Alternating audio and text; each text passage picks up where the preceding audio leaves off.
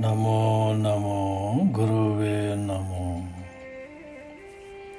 श्रोताओं, आज फिर गुरुपदम संभव के जीवनी का चौथा भाग तिब्बत के 38वें सम्राट ठिसोंग देवसेन द्वारा गुरुपदम संभव को तिब्बत पधारने के लिए आमंत्रण। तो इसके बारे में बताने से पहले मैं कुछ बातों को स्पष्ट करना चाहूँगा। जैसे कि मैंने जीवनी का तीसरा भाग में हिमाचल प्रदेश के रिवासर में जो उनका एक पवित्र घटना जो घटती है, वह रूप मैंने गुरुपदम संभव का दूसरा रूप बताया, जो कि वास्तव में वह ठीक तो है ही, पर कुछ इतिहासकार कहें या गुरुपदम संभव के जीवनी का कुछ ग्रंथों में गुरुपदम संभव के 8 रूपों का गणना जो है वो इस प्रकार से हैं। जैसे कि पहला रूप ओडियान के दानकोश झील में उनका जन्म, जहां उनका नाम गुरु सोचे दोजे पड़ा। ओडियान राजमहल से वो निकलकर जब आगे निकले तो जब मगध का राजा धर्मपाल के शासन के समय मगध पहुँचे तो आचार्य बुद्ध ज्ञान श्री ने सर्वप्रथम उन्हें उपसंपदा यानी कि प्राप्तिमोक्ष संवर प्रदान की। परंतु कुछ इतिहासकार का कहना है कि आचार्य प्रभाहस्ती से गुरुपदम संभव ने प्राप्तिमोक्ष संवर ग्रहण कर सन्यासी का रूप धारण की, जिन्हें गुरु शक्य सिंह का नाम पड़ा, जो कि 8 रूपों में से दूसरा रूप था।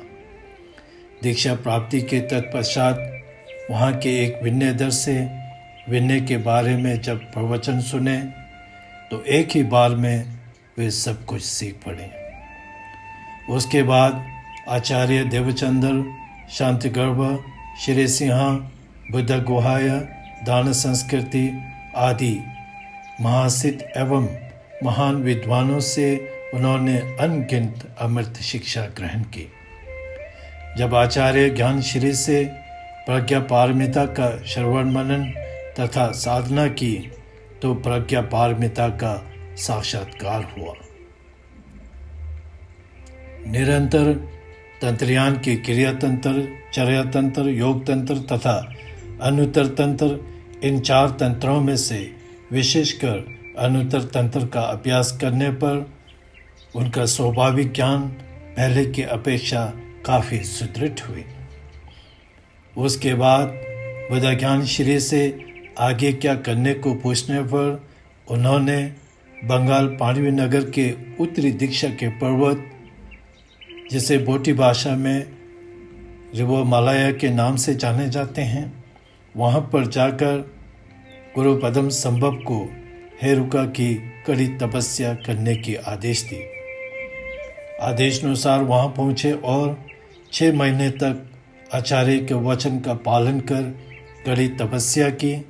साधना के वक्त बहुत सारे बोधिसत्व एवं बुद्धों ने साक्षात उनके सम्मुख पधार कर उन्हें गंभीर उपदेश प्रदान की। तो इस तरह अंत में उन्होंने उत्तम सिद्धि यानी कि बुद्धत्व को प्राप्ति के रूप दिखाई, जिनका नाम गुरु लोदेन छोकसे पड़ा, जो कि गुरुपदम संभव के 8 रूपों में से तीसरा रूप था। अब चौथा रूप जो हिमाचल के रिवासर झील में जो घटना घटती है, वो जो है गुरुपदम संभव का चौथा रूप, और उनका नाम गुरु पेमा चुंगने पड़ा। अब मैं जीवनी का चौथा भाग के बारे में बताना चाहूँगा। बौद्ध देश यानी कि तिब्बत में जो है गुरुपदम संभव का सत्वार्थ अन्य देशों से भी बढ़ चढ़ कर रहा। जैसे कि 38वें सम्राट ठिसोंग देवसेन के शासनकाल में जब आर्य भारत नालंदा महाविहार के महान दार्शनिक उपाध्याय शांतरक्षित को तिब्बत आमंत्रित कर अनुवादक कश्मीरी के सारे 10 कौशल कर्म, प्रत्यय समुत्पाद के 12 अंग तथा 18 धातु आदि धर्मों का शिक्षा तथा समय महाविहार का निर्माण कर रहे थे, तो वहाँ के स्थानीय सांसारिक देवी देवता, सुर असुर, अमानुष, नाग आदि उनके कार्य से नाखुश होकर उन्होंने लोगों में अनेक प्रकार की बीमारी, भारी वर्षा, आंधी तूफान तथा महल में बिजली तथा ओले आदि गिराने से अशुभ घटनाएं घटी।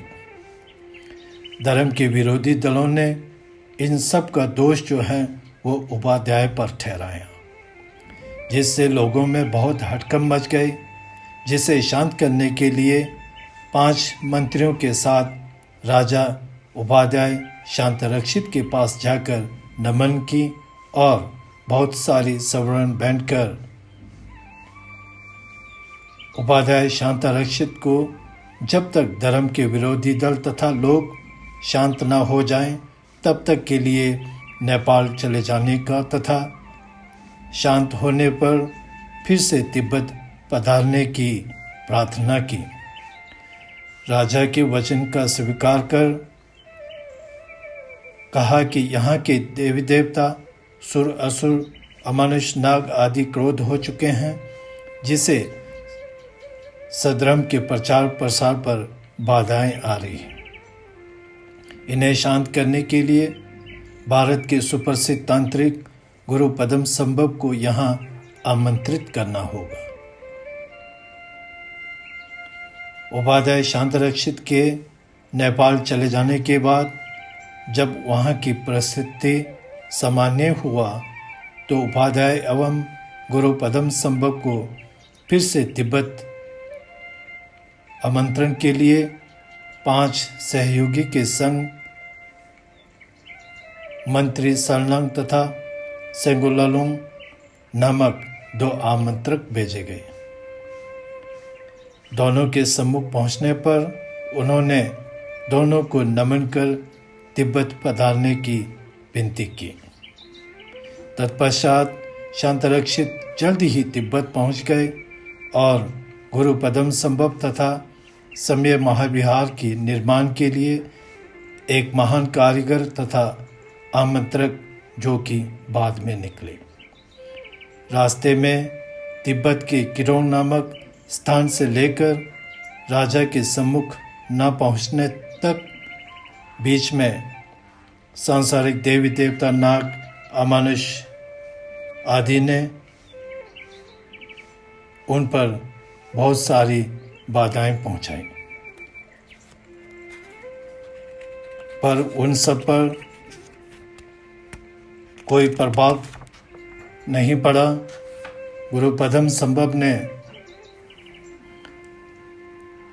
बाधा पहुंचाने वाले सभी को धर्म के रक्षक यानी कि धर्मपाल के रूप में बदल डाली। सबको शांत कर अपने सहयोगियों के संग ठगमर और मुसल नामक विहार में कुशलतापूर्वक पहुँचे, जहाँ सम्राट ठिसुंग देवसेन ने उनका तहे दिल से हार्दिक स्वागत की। तो आज के लिए इतना ही। सर्वमंगलम।